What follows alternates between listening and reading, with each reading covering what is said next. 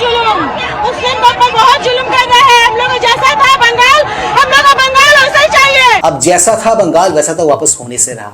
पिछले 100 सालों में आप लोगों ने बंगाल में बहुत मनमानियां कर ली है। सरकार बदल गई है वहां पर, सुधर जाओ, एक्सेप्ट कर लो रियलिटी को। नहीं करोगे ना तो इनकी तरह दुख भरी शायरी मारते फिरोगे आप। के हाथों की लकीरों पे मत जाए गालिब, नसीब उनके भी होते हैं जिनके हाथ नहीं होते। इनके हाथ और नसीब से मुझे याद आया, कुछ लोगों ने उन्हीं हाथों से पत्थर उठाए थे। जी हाँ, पुलिस को मारने के लिए। वो अलग बात है, वो रेल दिए गए।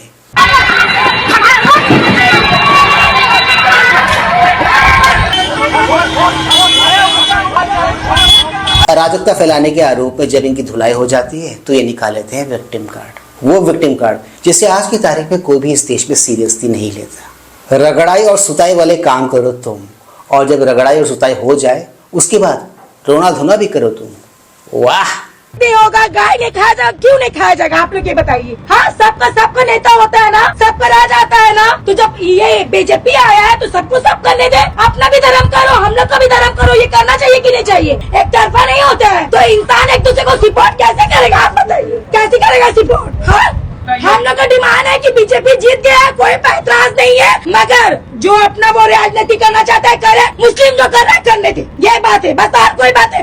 ये बात मोदी का कान तक जाना चाहिए कि हम लोग का हाथ बराबर होना चाहिए। कोई नमाज का रुकावट नहीं होना चाहिए, बॉस का रुकावट नहीं होना चाहिए, कोई चीज रुकावट नहीं होना चाहिए। जब ते हर चीज कर सकता है तो हम लोग भी हर चीज कर सकते हैं कि नहीं? आप लोग बोलिए यस या नो। मुझे ऐसा लगता है ये सारे के सारे लोग जिनको अभी तक आपने सो फार देखा सुना, उनको अपने कौम विशेष के इस भाई की बात सुननी चाहिए। सुन लो, आंखें खुल जाएंगी। तमाम मुसलमानों से यही कहेंगे कि आप गाय की कुर्बानी नहीं, गाय का गोश्त भी खाना हमेशा के लिए बंद कर दीजिए। इन मौलवी साहब की बात को ये कट्टरपंथी लोग और उनके जो सपोर्टर्स नेता है ना, वो लोग सीरियसली जरा भी नहीं लेंगे, जरा भी नहीं सुनेंगे। पता है क्यों? क्योंकि उनकी आंखों पर वो वाला पर्दा है जो वो खुद नहीं चाहते कि वो उतरे। मुबारक घड़ी है, कल सच धज कर, मेकअप रच कर, खूब जज कर देखो उसका मंच पर आना। किताब संविधान की आंखों से लगाना और फरमाना, मैं शीश को झुकाकर इस किताब को मन में बसाकर ईश्वर की शपथ लेता हूँ। रात ढलने दीजिए, दिल बदलने दीजिए, कल तलक ये बेवफा सितमगरों का बादशाह सब भूल जाएगा। मजा नहीं आ रहा है। नफरतें उगाएगा, दूरियां बढ़ाएगा, रोज संविधान की धज्जियां उड़ाएगा। मगर जो आज महफिल सजी है यही मानती है कि हीरो वही है। मुबारक घड़ी है। गुलामी की मानसिकता में पले बड़े लोगों ने, भारत का भला न देख पाने वाले लोगों ने, अमूल्य खजाना है हमारा, उसको सेलिब्रेट करने के बजाय उस विविधता में ऐसे जहरीले बीज बोने के प्रयास करते रहे ताकि देश की एकता को चोट पहुंचे। चलो, एक बात अच्छी ये रही कि मोदी जी ने इन मोहतरमा को सदन में ही धो डाला, ठीक उसी तरह जिस तरह इन भाई को शुभेंदु जी ने उनके गढ़ में जाकर ललकारा था उनके डायमंड हार्बर मॉडल को लेकर। जी हाँ, पहले भाई पुष्पा बने घूम रहे थे, अब देखो फ्लावर बने नजर आ रहे। তা খেলা তোমরা শুরু করেছে, শেষটা কিন্তু আমরা করব। কয়েকটা সিআরপিএফ দিয়ে বড় বড় মাতালা দিচ্ছ, কিন্তু আজকের বঙ্গনগর 1 নম্বর অঞ্চলে মানুষ যদি হেঁটে যায় না, সিআরপিএফ হাওয়ায় উড়ে যাবে। few moments later সম্মানীয় মুখ্যমন্ত্রী ফলতা উন্নয়নের জন্য স্পেশাল প্যাকেজ দিচ্ছে। সেই জন্য আমি আগামী 21শে মে যে বিপল আছে সেই বিপলের কন্টেস্ট থেকে আমি নিজেকে दूरे सरिए निलाम। लो, ये तो मुद्दे लगा। इनके इस हरकत से अगर बीजेपी वाले खुश हैं तो वहीं इनके दल वाले जो लोग हैं ना, वो नाराज हैं। उनकी नाक जो कट गई। पुष्पा झुक गया। टीएमसी को बंगाल में हार क्यों मिली? टीएमसी को बंगाल में हार मिलने वाली थी, इस बात का अंदाजा, इस बात का आइडिया बहुत लोग पहले ही लगा चुके थे, स्पेशली जब इस तरह के क्लिप्स वायरल होने शुरू हो गए थे बंगाल से।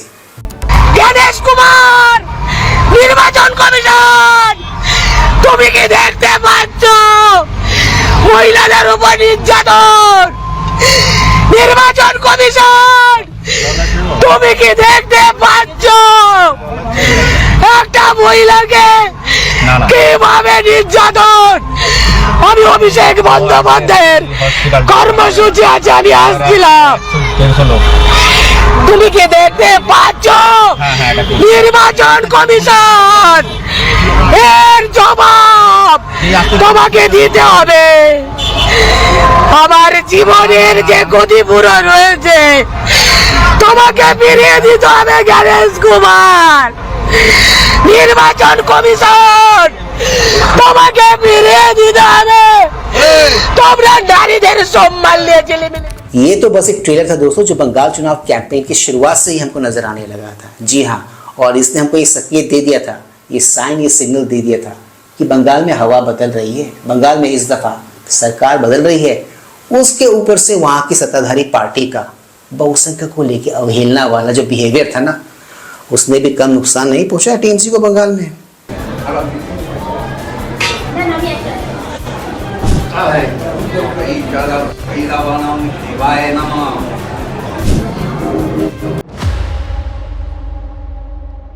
Please like, share, subscribe and hype YouTube channel, ताकि हम ऐसे कंटेंट्स बनाते रहें और हमारा ये कंटेंट ज्यादा से ज्यादा लोगों तक पहुंचे। तो दोस्तों, ज्यादा वक्त न गवाते हुए let's go back to the topic.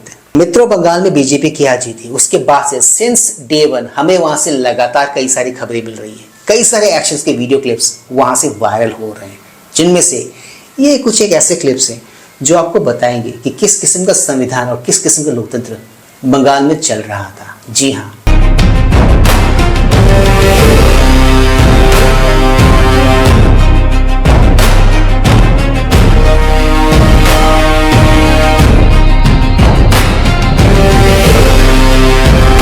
जब ये शुभेंदु अधिकारी जीत गए नंदीग्राम से, उनके पेरेंट्स 82 प्लस हैं, कांति में अकेले घर पे थे।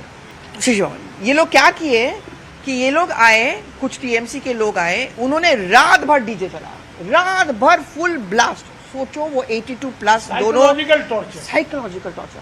मैं आपको एक बात बता दूं रूबिका, इस बार जिस दिन काउंटिंग था, मैं शुभेंदु अधिकारी के कोलकाता में सॉल्ट लेक में जहाँ उनका घर है, मैं वहाँ खड़ी थी, हम लोग सब जर्नलिस्ट वहाँ खड़े थे। अचानक वहाँ से ऊपर से उनका कोई हेल्पर आया, नीचे हम लोगों को चाय लाया, बिस्किट खिलाया और बोलते कि दीदी यहाँ से प्लीज चले जाओ, आप नेशनल मीडिया वालों ने आके यहाँ खड़ा कर दिया, अब ये घर दिख गया उनको, ये मार्क्ड हो जाएगा और यहाँ पे आके अटैक करेंगे। और वही नहीं, उनके जो नेबर्स हैं उन्होंने कहा दीदी प्लीज आप लोग यहाँ से चले जाओ, तो हम लोग वहाँ से चले गए। আপনি কি করছিলেন নিয়ে মেয়েদের নিয়ে? আমি কেন মেয়েদের নিয়ে তাহলে ওখানে কি করছিলেন? আমি মেয়েদের সঙ্গে ছিলাম। ঘর থেকে মদের বোতল উদ্ধার হলো। হ্যালো ভাই,